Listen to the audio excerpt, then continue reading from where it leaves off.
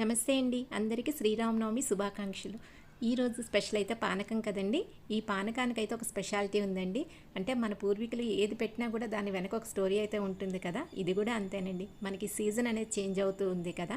ఈ seasonal change అయినప్పుడు మనకి కొన్ని అంటే దగ్గు, జలుబు ఇలాంటివన్నీ వస్తూ ఉంటాయి. దాని నుంచి తట్టుకోవడానికి, రక్షించుకోవడానికి ఈ పానకం అనేది చాలా ఉపయోగపడుతుందండి. ఈ పానకం మనం బెల్లంతో తయారు చేసుకుంటాం.